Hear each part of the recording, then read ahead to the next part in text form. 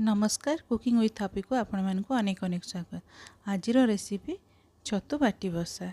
ये छतु बाटी बसाटा मुझे जन घर खाई मत बहुत भल लगी मत भाविली यहाँ छतु भी थिला आज बाटी बसा करी जदि आप सागे सेयार करी किसी ना यहाँ बहुत इजी सेमती जमती आमर सोरिष मसला हुए सोरिष गोटे चामच जीरा गोटे चामच सुखिला लंका आउ रसुण किसी देकी गोटे स्मूथ फाइन पेस्ट करदेली।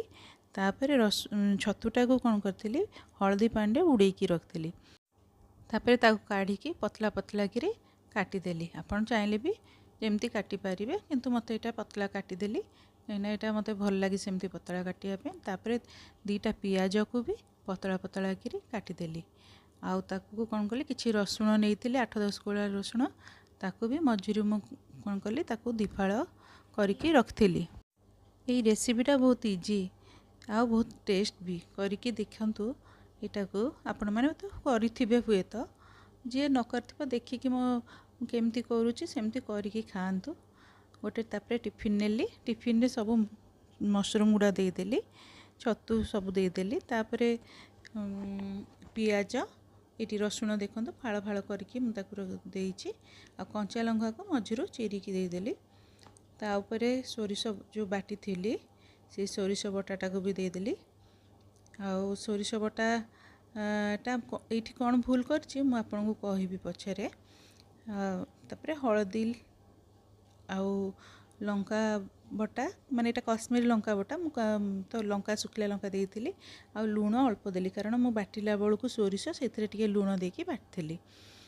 एबे कौन कली दही 2 चामच देदेली। तापर दही देला परे सोरिष तेल देदेली। सोरिष तेल देकी ताकू भलसे गोलेइबी। ताकू सोरिष तेलटा जदि आप बेसी भल माने भल पाती खाइया को ताले बेसी देपारे ना अल्प देले भी चलिबो किंतु टिके अल्प देबे। तापर मु टिके बेसी भल पाए या फ्लेवरटा से मुझे भलसे बेसी टिके देदेली आउ भलसे गोलेदेली। गोलेला परे कौन कले ना तापर ये दीटा आंबुल देली। आपड़ जदि आंबुल बेसी खटा भल पाते ताले आंबुलटा को भी स्किप करदेवे। मु यही भूलटा कली ये जे पानी से जो मिक्सी रे पानी धोईकी देती से पानीटा दबार नाला कारण एथिरे तो पानी ऑलरेडी छतुरु बाहरी बना पानी मुझे भूलटा करदेली जहाँ भी हो। तापर आउ टिके सोरिष तेल देकी ताको भलसे गोलेकी तापर कौन कली ना कभर देदेली। कभर देकी गोटे कड़ई नेली कड़ई रे कौन कली गोटे प्लेटा को छोट प्लेटा को ओल्टेकी रखी देती। आपण पाखे जदि स्टैंड अच्छे स्टैंड भी रखिपारे। तापर टिफिन टाक ताऊपर थोईदेली पानीटा को तापर हाई फ्लेम रे 5 मिनट रखी थी। तापर 5 मिनट फुटिला जोर फुटिला परे पानीटा ताकू सिम करदेली। सिम करिकी 20 मिनिट पर्यंत कुक करथिली। आउ तापर आनिकी किछि समय आग ठंडा करिया पे छाड़देली। छाड़ला परे एबे हेई गला हेला परे एबे कौन कली धनिया पत्र छोट छोट काटिकी रखी ताऊपर देदेली। ये जिनसटा माने जो पानी टिके मोर बेसी गला आपन जो से पानीटा देबेनी आउ माने जते सुखिला करि परिबे भल सेटा जते जुकिया करिवे चलिबो। एमती पानी हेले भी भात रे गोलेकी खाइबे किछि असुविधा नहीं। टेस्ट किंतु बहुत भल हेइथिला जा भी हो।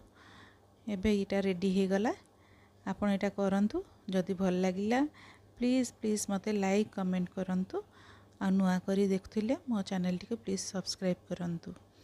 आपन जदि मशरूम रो कौन जदि छतुर नुआ नुआ रेसिपी जानते प्लीज़ मो संगे शेयर करंतु हुए तो मु आपन को सेटा कुकिंग करके भी देखै पारिबे कि मते भी भल लागिबो जे मो रेसिपी टी आपण माने देखुचंती। रहिली पुणी बहुत शीघ्र आ गोटे रेसिपी नहीं कि आसीबी। सेते पर्यंत भल रुहंतु सुस्थ रुहंतु।